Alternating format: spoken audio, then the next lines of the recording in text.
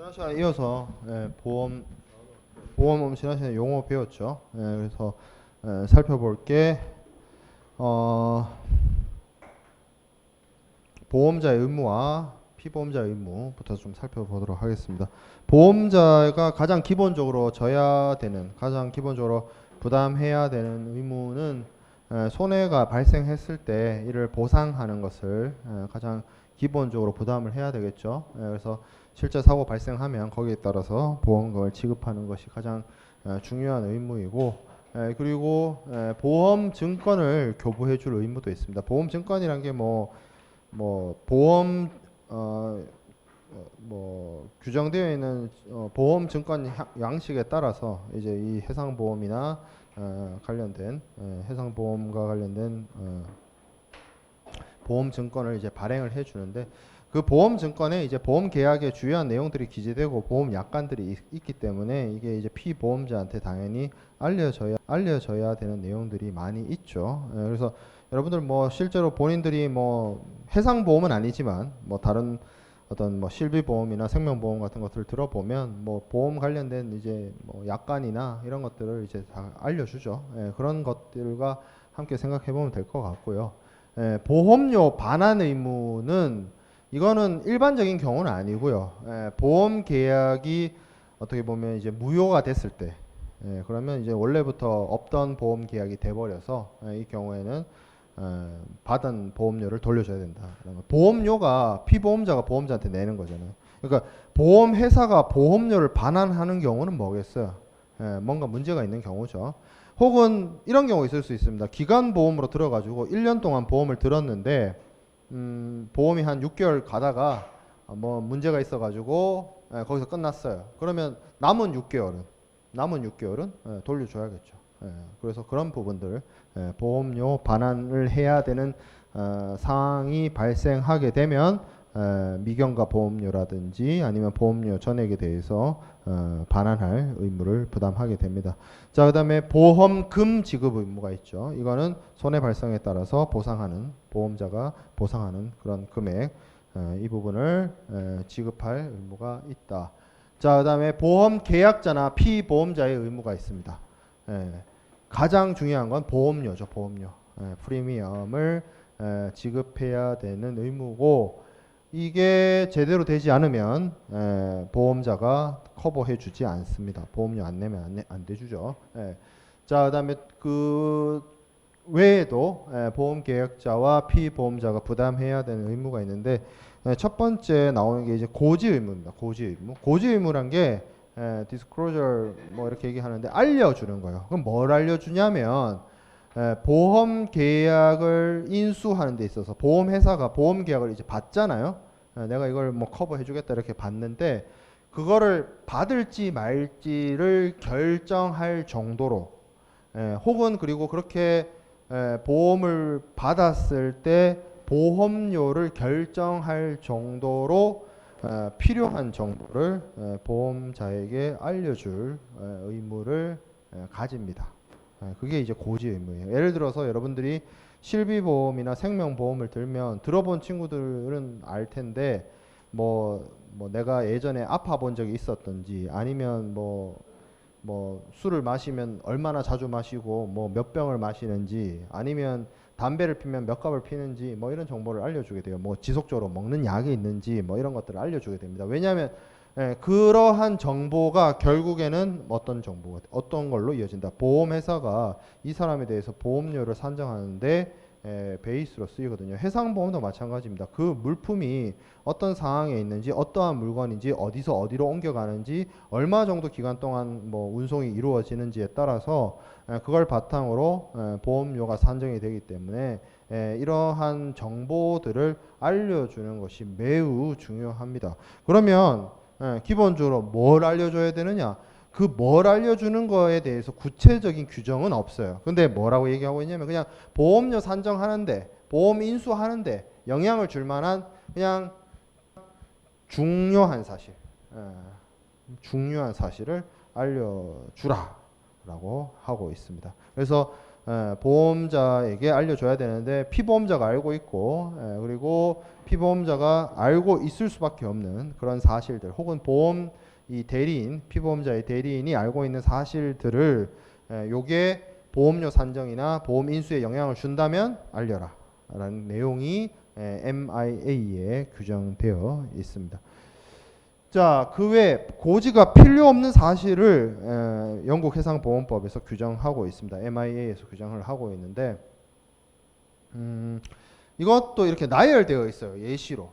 예시로. 이게 딱 규정이 딱 박혀 있는 게 아니고 예시로서 이런 사실들은 고지를 할 때 알리지 않아도 된다라고 해서 이야기를 하고 있는데 가장 첫 번째가 위험을 감소시키는 사실. 이거 내가 하루에 운동을 매일 나가고, 그렇죠? 그렇죠? 가식하지 않고, 그죠? 술도 안 마시고 이렇게 얘기하면 보험회사가 예 고객님 하고 말겠죠. 보험료 산정에 아무런 영향을 주지 않습니다. 그런 사실들이. 자, 보험자가 알고 있거나 알고 있을 것 같은 사실. 보험자가 이미 알고 있어요. 그런 정보. 모르는 정보를 알려주면 그게 정보지만 알고 있는데 자꾸 얘기하면 잔소리죠. 그렇죠? 필요 없습니다. 자, 그 다음에 고지받을 권리를 포기한 사실. 그거 굳이 안 알려줘도 돼. 이게 뭐하고 관련되어 있냐면 이런 식으로 구체적이지 않게 고지 의무에 대해서 규정. 근데 그건 맞아요. 왜냐하면 이게 어떤 정보가 어떻게 영향을 미칠지를 모르기 때문에 구체적으로 이것을 알려달라고 하기보다는 중요한 정보, 영향 줄 수 있는 모든 정보를 알려달라고 규정하는 건 맞으나 이게 무슨 문제가 발생하게 되냐면 나중 가보면 실제 사례에서 이런 것들이 나와요. 정말 미주알 고주알 다 알려주는 거예요. 내가 화장실을 몇 번 가고 잠을 하루에 몇 시간을 자고 어디서 자고 무슨 자세로 자고 보험회사 그걸 굳이 알아야 돼요? 모르죠. 몰라도 되죠 그런 거. 그러니까 이게 정보 덤핑이 일어나요. 그래서 안 알려줘도 돼라고 하는 거는 굳이 피보험자가 보험자한테 알려주지 않아도 됩니다. 자, 그 다음에 담보에 의해서 고지가 필요 없는 사실. 담보는 뒤에 나오는데요. 여기서 담보는 커버를 얘기하는 것이 아니고 전당포에 담보 맡기는 그 담보를 얘기하는 것이 아니고 워런티를 말합니다. 보험 워런티. 보험 워런티는 담보라고 해석되기도 하고 담보 특약이라고 하기도 하고 보증이라고 하기도 하고 그렇게 불려요. 그렇게 불리는 애인데 쉽게 말해서 보험 계약 체결에 따라서 피보험자가 보험자에게 지는 약속을 말합니다. 그래서 이걸 통해서 파악하는 정보들이 있어요. 보험회사가. 그렇기 때문에 그 부분은 굳이 고지하지 않아도 된다라는 부분이죠. 자, 영국 보험법 개정 이렇게 되어 있는데 요거는 조금 뒤로 건너뛰어서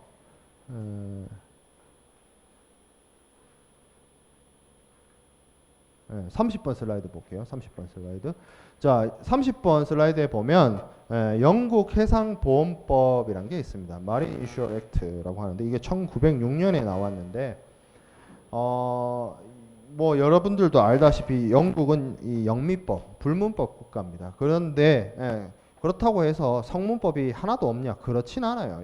미국도 그렇고 영국도 그렇고 성문법들이 있는데 이 해상보험과 관련된 기존의 이 오래된 역사와 전통을 가지고 있는 여러 간습과 관례들을 모아서 1906년에 우리나라 이때 막 을사늑약 할 때 그때잖아. 100몇 년이 지금 113, 4년 됐죠. 114년 전에 영국에서 제정된 법입니다. 그래서 이게 거의 그때 당시에 있었던 해상보험과 관련한 모든 어떤 법리와 간섭을 집대성한 법이었습니다. 그래서 이걸 통해서 20세기 동안 해상보험의 중거법 역할을 MIA가 수행을 했어요.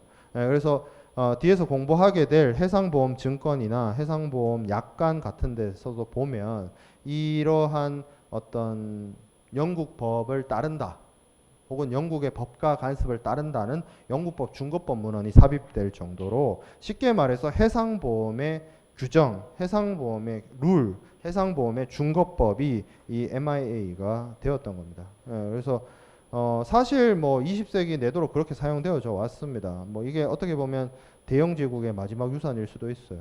다른 어떤 금융산업, 다른 금융 산업의 경우에는 이 주도권이 아직 이제 미국으로 많이 넘어가거나 했는데 해상 보험 쪽에서는 아직도 영국이 주도권을 많이 잡고 있고 이 역할을 많이 수행을 해 왔는데 문제는 오래됐잖아.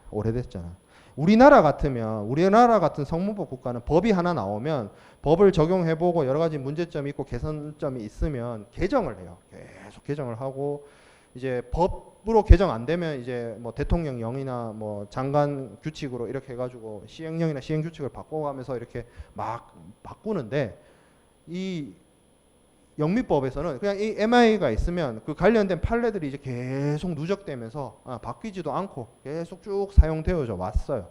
그러다 보니 이제 본인들도 이제 답답했나 봐.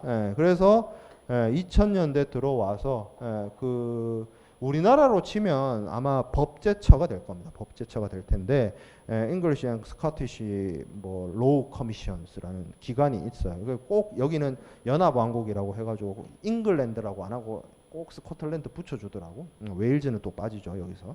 어쨌든 여기서 오랜 기간 검토해가지고 새로운 보험법을 3가지를 같이 내놨어요. 그래서 2012년, 2016년, 2017년 순차적으로 컨슈머 인슈어 액트, 이거 이제 소비자 보험과 관련된 내용이고 해상 보험하고는 조금 관련이 없어요. 이거는. 그리고 인슈어 액트, 요게 이제 기업 보험에 해당되는 부분인데 여기서 이제 해상 보험하고 관련된 내용들의 개정이 좀 이루어졌습니다. 그리고 엔터프라이즈 액트라고 요건 또 그 보험급 지급과 관련된 문제인데 만약에 또 우리나라라고 생각을 해보면 MIA가 1906년에 나왔고 인슈어 액트가 2015년에 나왔으니까 이걸로 바뀌어야 되잖아요. 또 그렇지도 않아요. 완전히 대체되는 것도 아닙니다. 많은 부분에서 사실상 인슈어 액트 내용 보면 MIA를 그대로 준용하는 경우도 많기 있기 때문에 어떻게 보면 부분적 개정이라고 보는 게 맞습니다. 부분적 개정이라는 거 보는 게 맞고 2016년 부터 이제 새롭게 체결되는 2016년 8월인가 뭐 그때부터 이제 발효가 돼가지고 그 이후부터 계약이 체결되는 해상보험에 이렇게 적용을 하도록 하고 있습니다. 그래서 뭐 사실은 제가 요즘 그 한 학기 한 반년 정도 아니 작년 연말부터 시작해서 계속 그 연구하고 지금 논문 쓰고 있는 분야가 이건데 복잡해요. 어려워요. 어려워서 뭐 국제상학 수업 시간에 우리 수업 시간에는 이렇게 법이 개정됐고 몇 가지 개정 포인트가 여기다 정도로만 설명하고 넘어갈 거고요.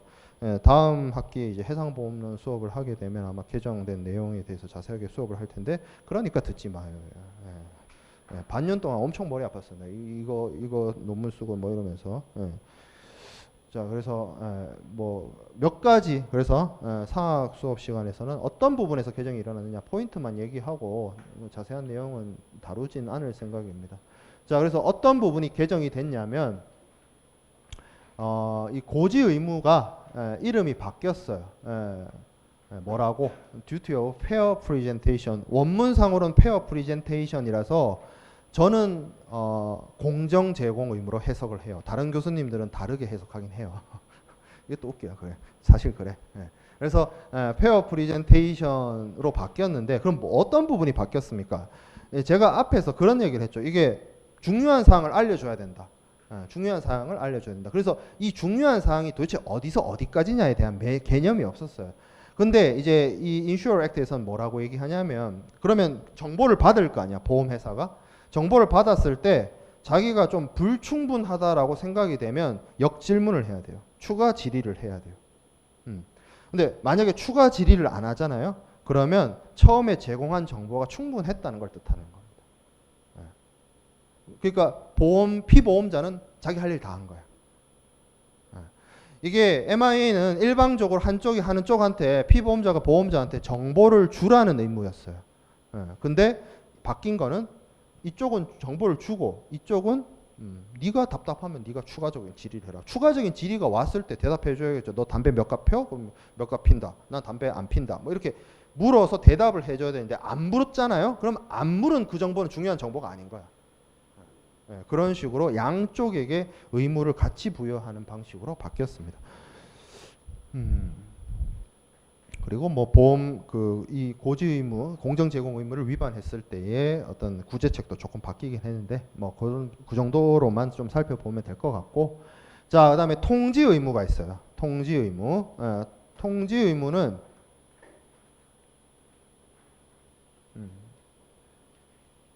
여기 다시 와야 되겠죠. 9번 슬라이드에. 통지 의무는 기본적으로 뭘 해야 되냐면 사고가 발생을 했어요. 그러면 알려야 되겠죠. 누구한테? 보험회사한테. 자동차 사고 나면 가장 먼저 알려야 되는 곳 보험회사죠. 부모님이 아니라 보험회사한테 가장 먼저 전화를 해야 되죠. 자, 그래서 그러한 통지 의무를 지는데, 통지 의무는 요거 외에도 해상보험에서는 뭐가 또 있냐면, 포인트가 어떤 부분이 있냐면,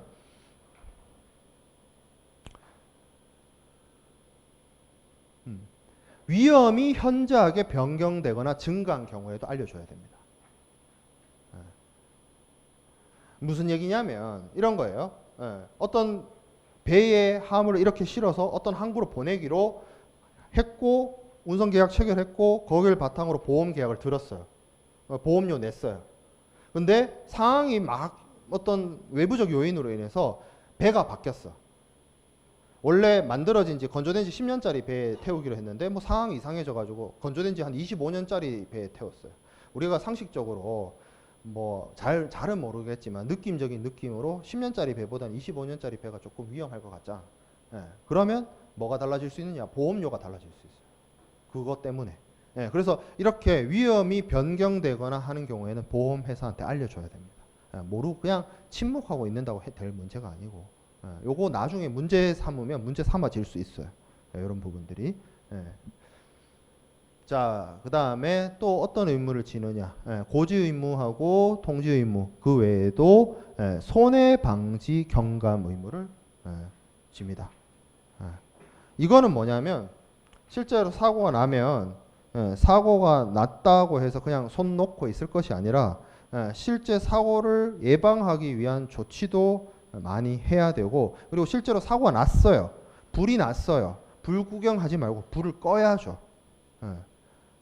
그러니까 이게 이런 의무가 없다면, 이게 쉽게 말해서 어떻게 보면 피보험자한테 강요되는 측면이 있긴 한데, 이게 만약에 없다면 진짜 손해가 그냥 100에서 끝날 게 200이 되고 300이 되고 400이 되고 계속 늘어나잖아. 그렇죠? 그래서 보험회사 입장에서는 불필요한 보험금 지출이 발생하게 되는 거죠. 그래서 계약서나 보험증권이나 보험약관이나 이런 데에서 피보험자가 손해를 방지하고 손해를 경감하기 위해서 최선의 노력을 기울일 것을 요구합니다. 이게 지금 의무잖아요. 이 의무라는 게 뭐 조세 의무 뭐 이런 의미에서의 의무가 아니라 무역 계약에서 의무는 뭐예요? 계약 관계에 따라서, 계약에 따라서 내가 지금 하고 싶다고 하고 안 하고 싶다고 안 하고, 이게 아니고 계약 관계에 따라서 이행을 해줘야 되는 거죠. 그래서 이런 것들을 보험계약자나 피보험자한테 요구하게 됩니다. 그래서 고지 의무하고 통지 의무 살펴봤고, 자 그다음에 이제 안 본 게 요거죠. 담보죠. 담보는 앞에서 잠깐 설명을 했지만 쉽게 말해서 여기 두 번째 줄에 나와 있는 것처럼 14번 슬라이드 두 번째 줄에 나와 있는 것처럼 담보는 피보험자가 지켜야 할 약속입니다. 쉽게 말해서 이렇게 생각해 보면 돼요. 보험회사가 커버해 주잖아요. 여기서 커버도 담보예요. 우리말로는. 그래서 교과서나 교수님들마다 영문이 워런티인데 이거는 영문이 워런티거든요. 워런티를 번역을 할 때 담보라고 하는 사람도 있고 보증이라고 하는 사람도 있고 담보 특약이라고 하는 사람도 있고 합니다. 그거는 뭐 상관이 없고, 자 이게 쉽게 말하면 뭐냐면 보험회사가 커버해 주잖아. 그러니까 커버해 주니까 피보험자한테 이거를 지키라고 요구하는 거예요. 요거는 지켜야 내가 보험해 줄게. 보험 부부해 줄게. 이겁니다. 그래서 그거를 지켜야만, 반드시 이 담보 사항을 지켜야만 피보험자가 보험회사로부터 담보를 받고 나중에 사고 발생했을 때 보상을 받을 수 있습니다. 만약에 담보를 위반하게 되면 약속 위반이죠. 이 약속 위반하면 그냥 보험회사가 아유 미안해, 아유 괜찮아 이러고 넘어가겠어요? 아니겠죠. 담보 위반을 문제 삼아서 보험자 면책, 보험금 미지급 이런 식으로 이어질 수가 있는 중대한 사안입니다. 그래서 담보를 반드시 지켜야 되는데, 담보에는 어떤 것들이 있느냐라고 하면 여기 있죠. 담보 위반하면 보험자는 면책된다. 세 번째 줄에 담보를 위반하면 보험자 면책된다. 보험자 면책된다는 말이 뭔 뜻이에요? 보험자가 책임 없다는 얘기죠. 보험자가 책임 없다는 얘기는 뭐예요? 보험금 안 주겠다는 얘기예요. 그래서 지켜야 된다는 거죠. 자, 그래서 이 워런티에는 크게 두 가지 명시담보와 묵시담보가 있습니다. 명시담보와 묵시담보가 있는데 명시담보는 보험 증권이나 보험 계약서나 이런 데 구체적으로 명시되어 있는 거예요. 지켜라 라고 명시적으로 표현한다. 이런 식으로 할 때 그 명시담보. 자, 그러면 반대되는 묵시담보는 뭐 어디 이렇게 구체적으로 규정을 해놓지는 않았는데 그래도 법적으로든 계약적으로든 피보험자가 지켜야 되는 사안들을 묵시담보라고 합니다. 명시담보는 아무래도 계약서에 딱 박혀 있으니까 반드시 지켜야 되겠죠. 가장 우선시 되는 부분이고 묵시담보도 뭐 그렇다고 해서 안 지켜야 되느냐, 안 지켜도 되는 것이냐 그런 건 아니고요. 반드시 지켜야 됩니다. 법에 의해서 뭐 제약이 있거나 이런 부분입니다. 자, 그래서 명시담보에는 대표적으로 한 이런 것들이 있어요. 뭐 이거보다 더 늘어날 수도 있습니다. 상황에 따라서는. 자, 중립담보 있습니다. 중립담보. 중립담보는 뭐냐면 여기서 중립은 적성국가, 동맹국가, 중립국가 할 때 그 얘기예요. 전쟁 중에 중립을 지켜라 할 때 그 중립이에요. 영세 중립국, 스위스 같은 나라 말할 때 그 중립이에요. 무슨 얘기냐면 지금은 그럴 일이 없죠. 지금은 우리 시대에는 여러분들이나 나나 뭐 태어난 시대에는 전쟁이란 걸 겪어보지도 않았고 전쟁이 뭐 앞으로도 일어나지 않아야겠지만 일어났다 하더라도 먼 나라 이야기고 그 먼 나라 이야기도 사실상 뭐 국지전이거나 내전의 이야기인데 불과 100년 전에만 해도 전 인류가 반으로 나뉘어가지고 이편 저편 해가지고 싸우던 시대가 있었어요. 근데 이제 보험회사 입장이 돼봅시다. 보험회사한테 어떤 보험 목적물이 와서 보험 계약을 체결하려고 그러는데 얘가 갑자기 우리나라, 내가 소속된 나라의 적대 국가에 전쟁 중인 국가로 가겠대. 혹은 그 나라 물건이야. 이거 어떡할 거야? 그래서 바다로 나갔어. 그런데 이게 상대방 국가 물건이니까 뭐 공격이 들어오겠죠. 뭐 어뢰 공격이나 뭐 이런 식으로. 그래서 뭐 이렇게 상대방 국가하고 전쟁 중이지도 않고 어떤 상대방 국가로부터 공격받지도 않는 좀 중립의 물건을 가져다 달라. 그래야 내가 보험 들 수 있다. 그렇지 않으면 보험 들기가 어렵겠죠. 상식적으로. 그 얘기인 것이고 안전담보. 일단 물건을 보험에 맡기는데 안전한 상태로 보험에 들어야 되죠. 안 안전한데 이미 안 안전해. 근데 보험을 들면 그거 어떡할 거야? 안 받아주죠. 그래서 보험 계약 체결 시점에 최소한 그게 뭐 물건이든 선박이든 안전해야 돼요. 안전한 상태에 있어야 돼요.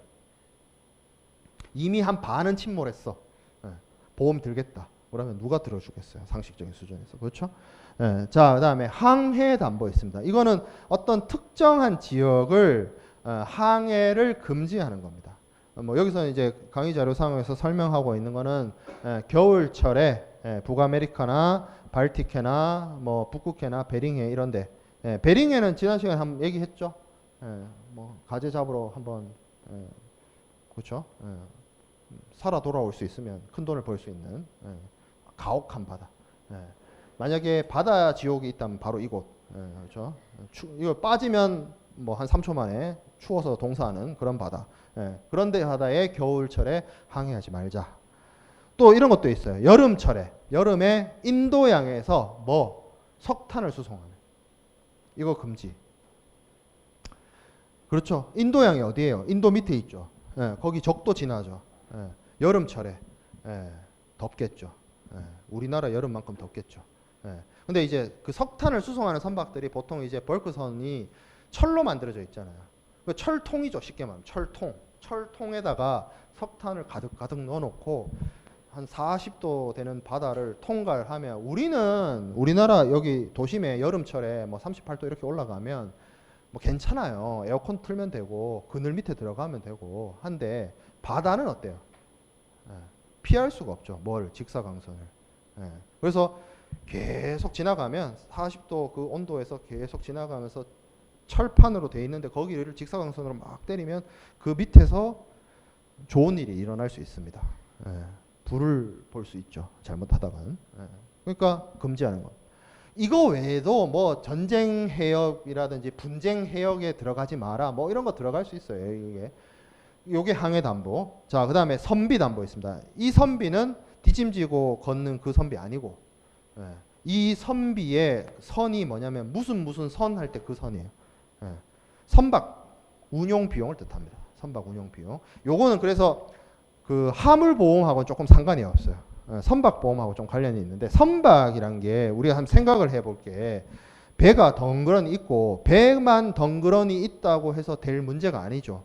뭐도 있어야 돼요? 선원도 있어야 되고 기름도 넣어야 되고, 그 선원을 태우면 이게 또 이 사람들이 먹고 마셔야 되고, 그리고 기름뿐만 아니라 뭐 여러 가지 부속품이라든지 뭐 부속 기기라든지 여러 가지, 그러니까 예를 들어서 뭐 아까 제가 얘기한 그 뭐 벌크선 같은 경우에는 뭐 기름을 옮긴다 그러면 그 안에 같이 기름을 넣고 뺐다 할 수 있는 뭐 파이프도 설치되고 뭐 모터도 설치되고 막 여러 가지로 장비들이 많이 들어가거든요. 그러면 그런 것들도 같이 선박 보험 들 때 들어요. 예. 그래서 이게 생각보다 큽니다. 여러분들 자동차 있으면 자동차 할 때 여러 가지 부대 비용이 발생하잖아요. 뭐 기름값, 뭐 윤활유값, 뭐 등등등 들어가는데 이게 선박 사이즈가 된다고 생각해 보세요. 예, 이게 엄청 큰 사이즈가 되고 엄청 규모가 큽니다. 그래서 이 선비 담보라는 게 뭐냐면, 이런 선박 운용 비용을 선박에 대한 전체 보험에 해서 차지하는 비중이 25%를 넘으면 되지 않는다라는 것을 이렇게 제약을 걸어놓은 겁니다. 예, 가다 계상하는 것을 막기 위해서 규정해 두고 있는 것입니다.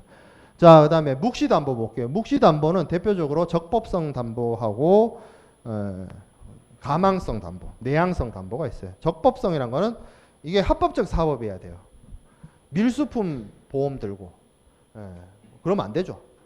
합법적인 사업이어야 돼요. 너무나 당연한 거고. 가망성이란 것도 결국에는 바다에서 해상 사업을 하기 때문에 이 선박이라는 것이 바다의 컨디션을, 항해를 견딜 수 있는 어떤 기본적인 내양성이나 가망성을 가지고 있어야 된다.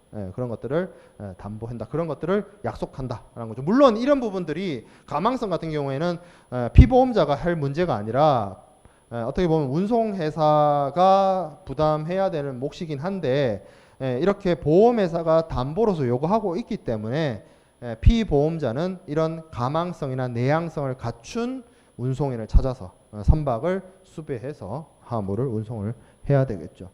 자, 그래서 뭐 요게 담보고, 요 담보도 개정이 이루어졌어요. 인슈어 액트에서 개정이 이루어져서 뭐라고 바뀌었냐면, 옛날에 MIA 규정은 이거였어요. 우리가 지금 뭐 베링해 이런 거 봤잖아요. 예를 들어서 전쟁 해역이 있어요. 위험 해역이 있어요. 분쟁 해역이 있어요. 그래서 거기 들어가지 말라 그랬어요, 보험자가. 근데 피보험자가 뭐 선택을 했든 아니면 피보험자의 대리인이 선택을 해서 운송인이 잘못해가지고 거기 들어갔어. 그러면 바로 담보 위반. 담보 위반 되면 바로 뭐? 보험자 면책. 그래서 사고가 나도 보험회사가 보험금을 지급하지 않았습니다. 근데 이제 이 개정된 워런티는 이제 어떻게 되냐면, 담보 위반을 한번 했어요. 위반을 했는데 이게 회복이 됐어요. 쉽게 말해서 뭐냐면, 살짝 발 담갔다가 빠져나왔어. 아무 탈 없이. 그러면 이게 회복이 됩니다. 살아나요. 예전에는 이런 거였어. 살짝 담궜어. 보험자 면책. 그럼 계약 끝났다는 거죠. 보험 계약 끝. 그래서 거기서부터는 이 사람이 보험을 다시 들든지 아니면 보험이 안 든 채로 가다가 사고 나면 보험금을 못 받았어요. 근데 지금은 살짝 담갔다가, 근데 살짝 담궜는데 사고 나면요, 그러면 책임져요. 그거는 보험자 면책되죠. 왜? 항해 담보 위반이 돼버리니까. 근데 회복을 시킬 수 있었으면, 치유를 할 수 있었으면, 요거는 담보 위반이 회복되는 그런 식으로 규정이 바뀌었습니다. 좀 가혹한 점이 사라졌다라고 볼 수 있죠. 그런 식의 개정이 이루어졌어요. 뭐 자세한 내용은 뭐 하진 않고 그 정도만 알면 될 것 같고. 자, 그다음에 보험 가액과 보험 금액이 있는데, 요게 강의 자료를 순서를 잘못 달아놨더라고 제가. 그래서 20번 슬라이드부터 먼저 보겠습니다. 20번 슬라이드. 자, 해상보험을 들면, 해상보험에는 뭐 제가 앞에서도 얘기했다시피 화물보험이 있고 선박보험이 있어요. 그래서 이 하주는 화물보험을 들고 적화보험을 들고 선주는 선박보험을 드는데, 해상보험을 제대로 공부하지 않은 사람들이 가장 하는 많은 오해가, 이 물건을 보험에 든다라고 착각하는 겁니다. 해상보험은 절대로 물론 그 물건이 보험 목적물은 맞아. 보험의 목적이 되는 것은 맞으나 보험자와 피보험자 사이의 그 보험 계약은 그 물건이 아니라 그 물건의 경제적인 가치예요. 그래서 물건이 있을 때 100만 원짜리 물건이 있으면 100만 원의 가치가 있는 거죠. 이 100만 원짜리 가치 있는 물건이 예를 들어서 보험에 들었다라고 친다면 이게 부서졌어요. 그래서 부서져서 100만 원이 50만 원이 됐어. 그러면 보험회사는 그 잃어버린 경제적 가치 50을 금전으로 보상을 해주는 것이 이 50만 원이 돼버린 부서진 물건을 도루마무 해가지고 뭐 다시 100만 원으로 만들어주는 게 아니에요. 그래서 보험은 보험 목적물의 경제적 가치를 드는 겁니다. 그러면 그냥 경제적 가치냐? 아니죠. 아니죠. 뭐예요? 경제적 이해관계라고 합니다. 어떤 이해관계냐? 하주와 물건으로 쳤을 때 적하보험에서는 하주가 이 화물에 대해서 가지고 있는 경제적 가치, 경제적 이해관계, 그거를 보험에 드는 겁니다. 선주가 선박에 대해서 가지고 있는 경제적 이해관계, 경제적 가치, 그거를 보험에 드는 겁니다. 그러한 경제적 가치, 경제적 이해관계를 피보험 이익이라고 부릅니다. 피보험 이익. insurable interest라고 해가지고 피보험 이익이라고 하고, 이 피보험 이익이 있어야만 보험에 들 수가 있어요. 보험 부보의 대상이 돼요. 그럼 피보험 이익, 경제적 이해관계 도대체 뭘 말하는 거냐? 이런 것들을 말해요. 이런 것들을. 22번 슬라이드에 있는 이러한 것들이 경제적 이해관계입니다. 가장 대표적으로 뭐겠어요? 소유권. 물건의 주인이나 선박의 주인이 가질 수 있는 소유권. 그리고 담보권, 그리고 사용권. 내가 배를 빌렸어. 그럼 내가 이 빌린 배를 사용할 수 있는 권한이 있죠? 사용권. 아니면 배를 빌려주는 사람이야.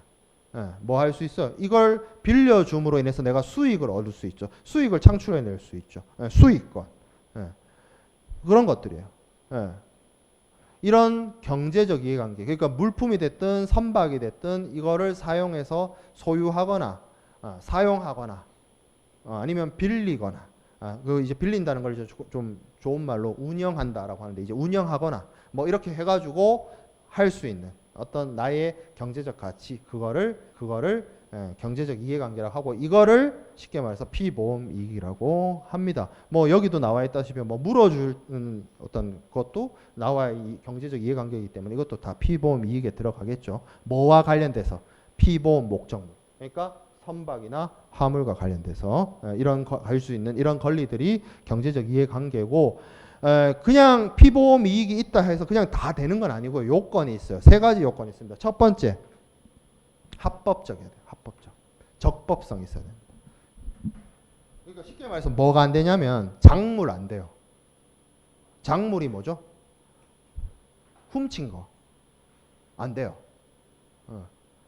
뭐 소유권 뭐 이렇게 속이면 되지. 증권 물론 뭐 속이려면 속일 수는 있겠지만 속이다 걸렸을 때 크게 문제될 수 있습니다.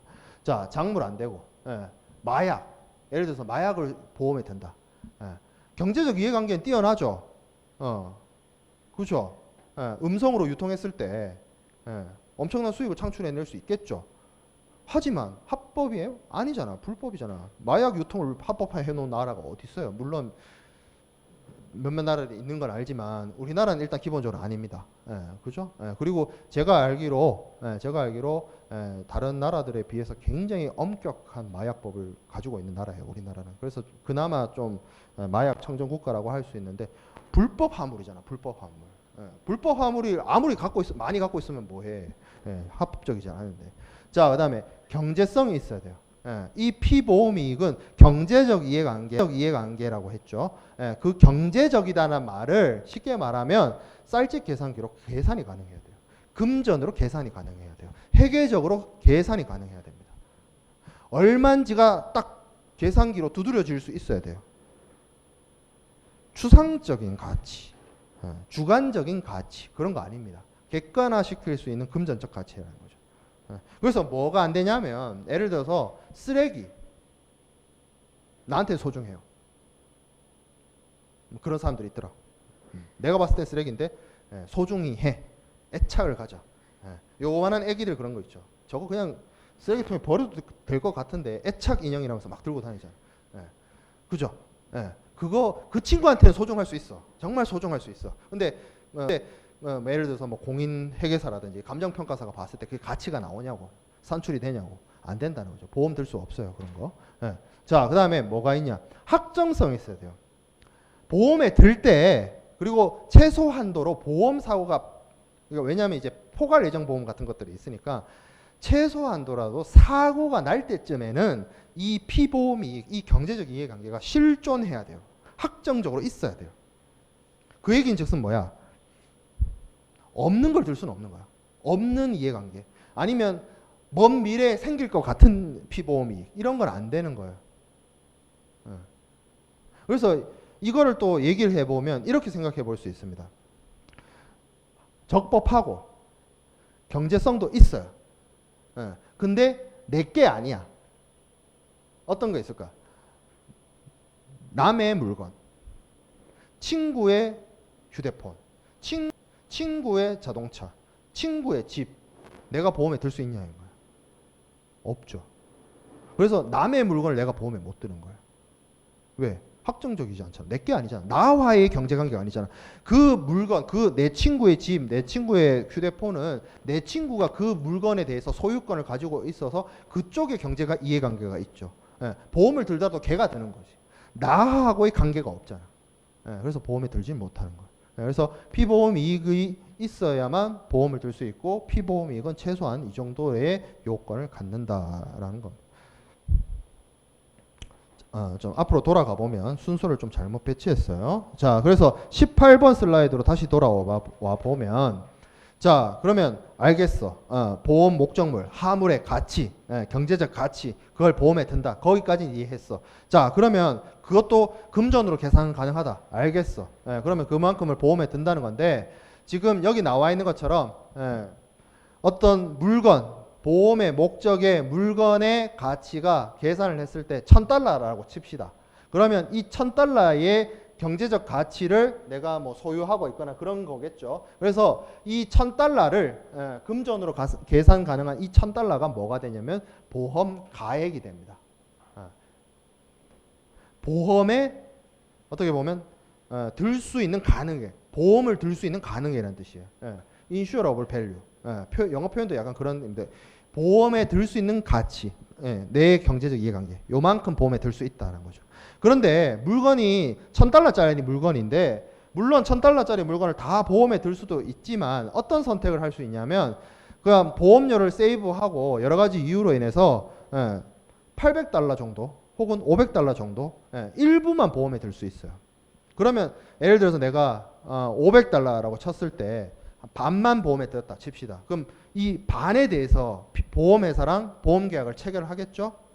그러면 보험회사랑 실제로 계약을 체결해서 사고가 발생했을 때 보험회사가 나한테, 보험자가 피보험자에게 손해보상을 하는 그 한도액은 뭐라고 얘기하냐면 보험 금액이라고 합니다.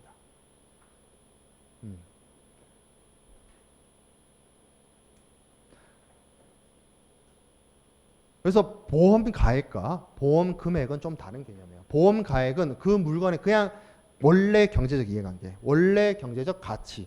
그 중에서 보험 금액은 실제로 내가 요 가치 중에 보험회사와 보험 계약을 체결한 가치, 금액. 그 개념이 조금 다르다.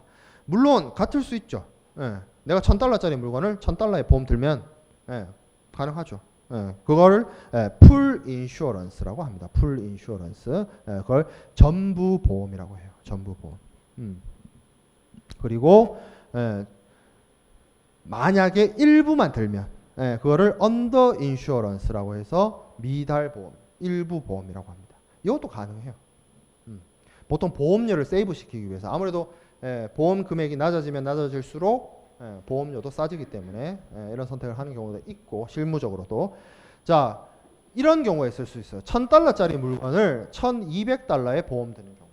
이거는 오버 인슈어런스라고 해서 초과 보험이 돼서 요거는 초과분 내지는 경우에 따라서는 보험 계약 전체가 무효될 수 있습니다. 왜 이거는 문제가 있냐면 좀 저걸 악용할 수 있어요. 어떤 식으로 악용할 수 있냐. 내가 가지고 있는 물건의 가치가 $500인데 보험을 5,000으로 들어버려. 그런 다음에 사고가 나. 이 $500짜리 물건이 파손됐어요. 완전히 뭐 멸실됐어요. 분실됐어요. 그러면 나는 얼마를 버는 거예요? $4,500를 버는 거죠. 그렇기 때문에 특히 손해보험에서는 절대로 그 보험 가액을 초과하는 초과보험을 들어주지 않습니다. 그래서 이게 뭐까지 연결되냐면 나중에 오늘 안에는 못 나갈 것 같은데 실손 보상의 원칙하고도 연결돼요. 실제로 입은 손해에 대해서만 보상을 해줘야 되기 때문에 만약에 그 이상을 해주기 시작하면 이거는 지금 보험 체계가 다 무너지게 되는 문제가 있어요. 그래서 초과보험은 적용이 되지 않는다라는 거죠. 자, 그런 이런 보험 가액을 정하는 방법이 협정보험 가액이 있고 법정보험 가액이 있는데, 그러니까 제목이 저러다 보니까 법정보험 가액을 뭐 미리 사전에 법에 의해서 정해놓은 금액 이렇게 이해를 하는 사람들이 있더라고요. 그것도 오해예요. 오해. 예. 자, 뭐냐면 여기 협정보험 가액에 어그리드 돼 있죠. 어그리드. 이게 누가 어그리드 한 거야? 보험회사하고 피보험자가 합의. 그래서 보험 계약 체결할 때 보험회사하고 피보험자가 합의한 이 물건이나 이 선박의 어떤 경제적 이해관계 내지 피보험 이익이 딱 정해지는 거. 그거를 협정보험가액이라고 합니다. 협의해서 정했다는 뜻이에요. 법정보험가액은 뭐냐면 협정보험가액이 없거나 뭔가 문제가 있거나 했을 때 혹은 그 실제 사고의 어떤 손해의 정도를 파악하기가 어려울 때 법에 의해서 혹은 어떤 계약에 의해서 손해 사정인이나 이런 사람들이 사후에 그 실제 보험 목적의 이해관계나 이런 경제적 가치를 계산하는 것을 법정보험가액이라고 합니다. 그래서 그런 식으로 보험가액이 정해진다라는 거죠. 보험가액이 사고가 나서 정해지는 경우를 말하는 겁니다. 법정보험가액. 자, 그다음에 보험을 우리가 뭐 하나의 회사에 보험을 부부하는 경우도 있지만 여러 보험회사에 부부하는 경우도 있죠. 그래서 공동보험이 있을 수 있습니다. 보통 적하보험은 이런 경우가 잘 드물고요. 선박보험 같은 경우에는 선박이 비싸단 말이에요. 몇 천억씩 한단 말이에요. 그래서 하나의 보험회사에 보험을 부부하기보다는 좀 금액을 좀 나눠서 여러 보험회사에게 보험을 부부하는 경우가 있습니다. 그걸 이제 공동보험이라고 하는데 여기 나와 있는 것처럼 예시로 $1,000짜리 물건을 A 보험회사에 $300, B 보험회사에 또 $300 이런 식으로 해서 보험을 드는 걸 말해요. 그러면 이게 문제가 안 돼요. 왜냐하면 합산을 해도 $600이기 때문에 전체 보험 가액을 초과하지 않죠. 근데 이제 문제가 되는 거는 밑에 중복보험의 경우에는 조금 문제가 될 수 있습니다. 왜냐하면 이거는 A사가 700, B사가 700입니다. 그래서 이렇게 생각해 볼 수 있어요. 그냥 하나의 보험 계약으로만 보면 $1,000보다 밑에 언더니까 받아들여질 수 있지 않느냐라고 할 수 있는데 하나의 보험 이익, 하나의 피보험 이익에 두 개의 보험이 있는데 이거를 합산을 해버리면 1,400이 돼버리면서 $1,000를 초과하게 되죠. 그래서 공동보험이 문제가 되는 건 아니고 공동보험 할 수 있으나 그 공동보험이 이런 식으로 초과하게 되면 중복보험에 해당이 돼서 이거는 마찬가지로 뭐 보험자 전체가 뭐 무효되거나 초과분에 문제가 생기거나 이런 식으로 계약에 따라서 문제가 생겨날 수 있습니다.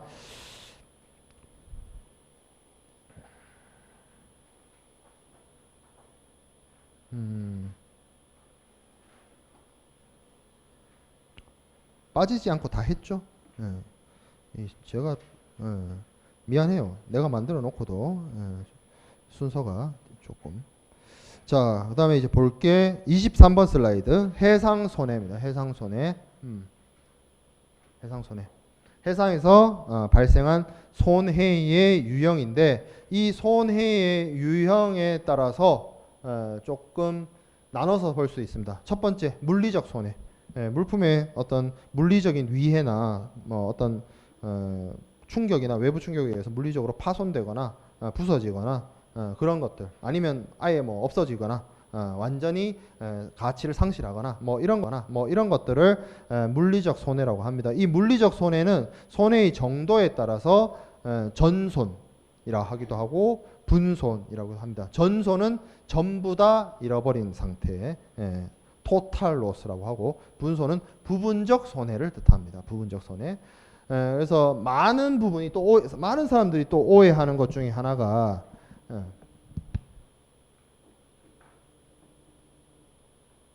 저기 뭐 울려요?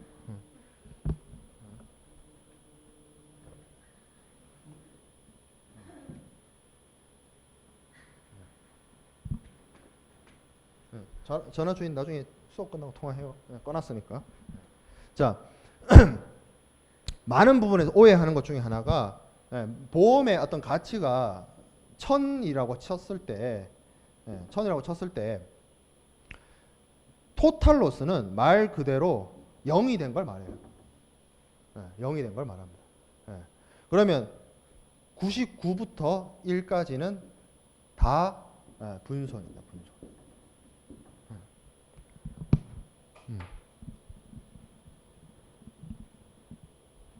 99% 조금 잃었는데 분손. 99%가 사라져서 1% 남았는데 그것도 분손. 그거예요. 토탈 로스는 0 된 거. 우리 뭐 보면 약간 아날로그가 아니라 디지털 할 때 1, 0이잖아. 1, 0, 1, 0, 1, 0 하죠. 아날로그는 뭐예요? 중간에 1도 아니고 0도 아니고 왔다 갔다 하죠. 아날로그 신호는. 근데 그것처럼 토탈 로스는 0이에요. 그대로는요. 100% 남아있는 건 그건 안전한 상태. 안전한 상태. 99%가 안전한 상태? 아니죠. 부분적 손해가 있었잖아. 그것도 분손. 0%가 아니지만 1% 남아있는 거, 이것도 분손입니다. 그래서 요거 개념을 헷갈리면 안 되고, 자, 그럼 전손은 현실 전손이 있고 추정 전손이 있습니다. 뭐 오늘은 뭐 시간상 못 나가고 다음 주에 나가야 될 것 같은데, 추정 전손이 그거예요.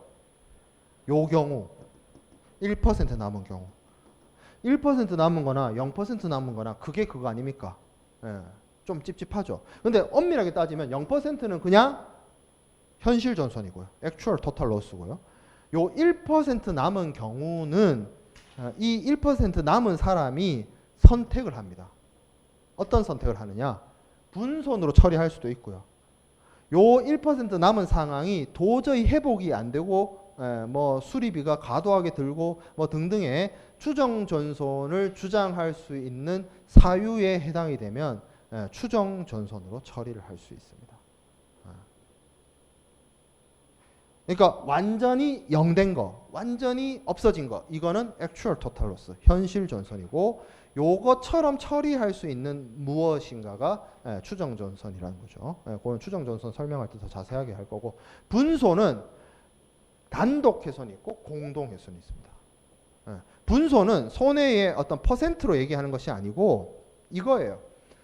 99부터 1까지가 다 분손인데, 요 부분적 손해가 나의 독박 손해냐, 나 혼자 떠안는 손해냐, 아니면 나랑 같이 배를 탄 사람이랑 같이 나눠야 될 손해냐.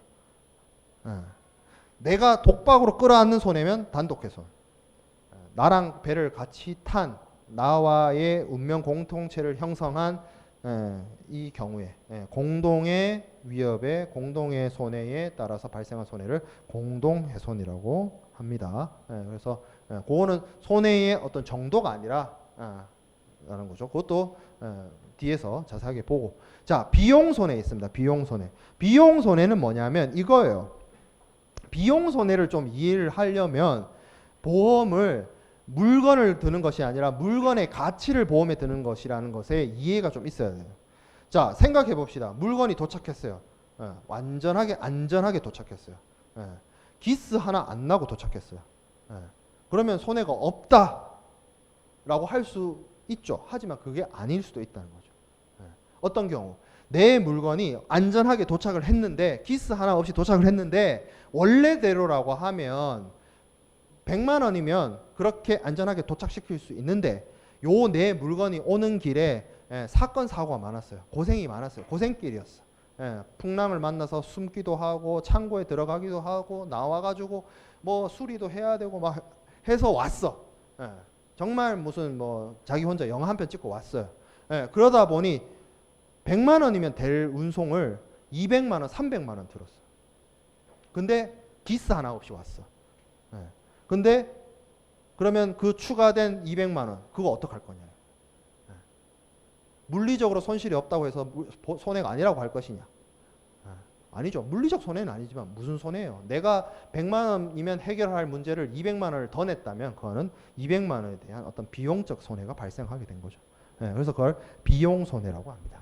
비용 손해. 대표적으로 구조료라든지 뭐 손해 방지 경감 비용이라든지 뭐 이런 것들이 비용 손해에 해당이 됩니다.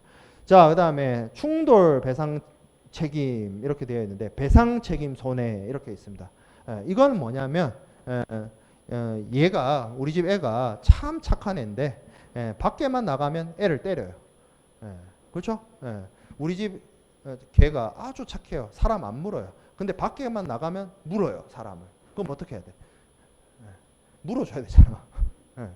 그래서 내 물건이 참 착하고 좋은 애인데 얘가 뭐 누굴 물론 사람이 그냥 제가 여러분들한테 이해를 돕기 위해서 약간 농담으로 하는 얘기인데 내가 운송하고 있는 운송을 의뢰한 화물이 이게 원인이 돼가지고 다른 화물이나 다른 선박의 어떤 손해나 다른 어떤 인명상의 피해나 이런 걸 끼치게 되면 물어줘야 될 거 아니야. 손해배상을 해줘야 되죠.